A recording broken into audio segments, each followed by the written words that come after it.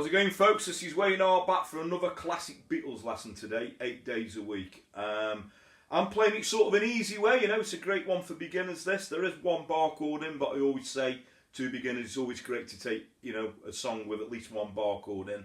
Even if you play it badly, it's worth, you know, for practicing sake, just taking on that bar chord. And, you know, even if the song's a little bit disjointed, I think it's great to take a song like this on. I'm going to show, you know, both ways for the intro as well. I'm going to show an easy way and a slightly harder way. But without further ado, let's get to it. Okay, so the song is in standard tuning, and the first thing I'll talk about is the intro. Now, the way that I did the intro in my introduction would be I was doing a standard D chord. The second move, I would move my first finger to the first fret, that would be on the G. Still playing the top 4 strings. And then I'm going to pick out the 3rd fret on the top E string, and I'm back to the D chord. So we've got the D chord, 1st fret on the G, 3rd fret on the top E, back to the D.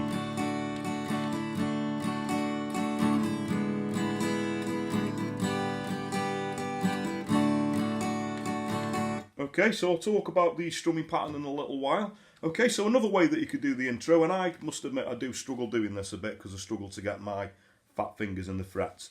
But if you take your 1st finger on the 5th fret on the top E, your 2nd finger will go on the 7th fret on the G, and your 3rd finger, that would go on the 7th fret on the B string. But what that enables us to do is pick out the, you know, your little finger, you can put that on the 7th fret on the top E string, so we get this. Okay, and the second move, you just move that shape up 2 frets, so then we go. Okay, and then we're going to move that up 3 frets, so now our 2 fingers are on the 12th fret. And then back to the original shape. Okay, and particularly up there where the frets are really close, I personally really struggle to do that, so that's why I do the intro the other way. But that is if you wanted to do it the proper way. Okay, so then we go into the chords, into the verse. So we're going to start with a D chord. Then we're going to go to an E7. Now there's different ways that you can do an E7, but for this song, the one that sounds the best, if you do a standard E major shape and your little finger will go on the 3rd fret on the B string, okay? Then we go to a G. I use the 4-finger G. And then back to the D. So the words, oh, I need your love, babe. I guess you know it's true. I hope you need my love, babe, just like I need you. Okay, so then we get to the chorus. This is where our bar chord comes in. So we're going to want a B minor. So hold me to a G, love me, back to B minor, love me, to an E, love me. Okay, then we go to a D, E7, G, back to a D. Okay, so I'll just sing that chorus through the words. So we're starting with the B minor. Hold me, love me, hold me, love me. I ain't got nothing but love, babe. 8 days a week. Okay, so all that's going to go through again. You've got another verse, another chorus, and then we got this little middle part that comes up a couple of times in the song. So that's going to be an A, a B minor, an E, a G, and then back to an A. So I'll just play that through so you can see how that fits around the words. So we got 8 days a week, I love you. 8 days a week, it's not enough to show I care. Oh, I need you. And then we go back into the verse, chorus. That middle goes again. We've got another verse, and then the last chorus. The only difference being it's just going to go over it, you know, a little bit longer at the end. I'll just sing that through. So it's going to go, hold me, love me, hold me, love me. Ain't got nothing but love, girl.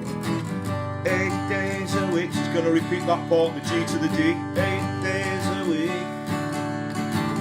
8 days a week. And then we're going to go back into the, you know, the outro would actually be the intro again.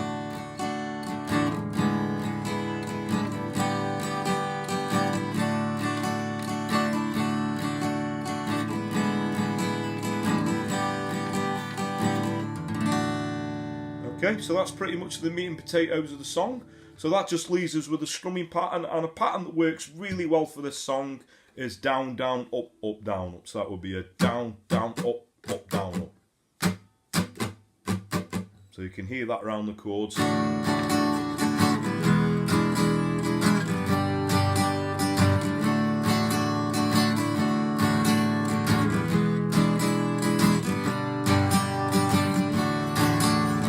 And that is pretty much it.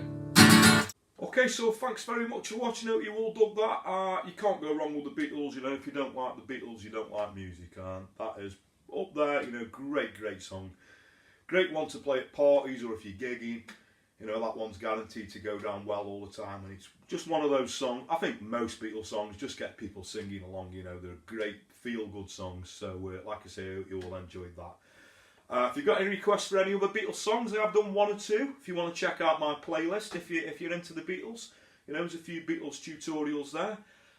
Some of the obvious ones, maybe not so obvious ones. So if you want to check that out, but you know, you can request anything within reason. 50s to modern day music. You can either comment in the post below, or a good way to reach me if you go over and like my Facebook page, which is Wayne R Guitar, or I'm under the same name on Twitter. And you can send me a personal message as long as it's a nice message. And I do always reply to messages. It's great to have messages. So thanks very much.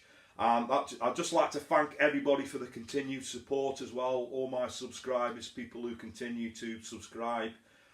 You know, thanks very much. Thanks for the messages. It really does mean a lot. And that just leaves me to say have a great morning, day, night, whenever it is you're watching. And I'll catch you all for a lesson very soon. Take care.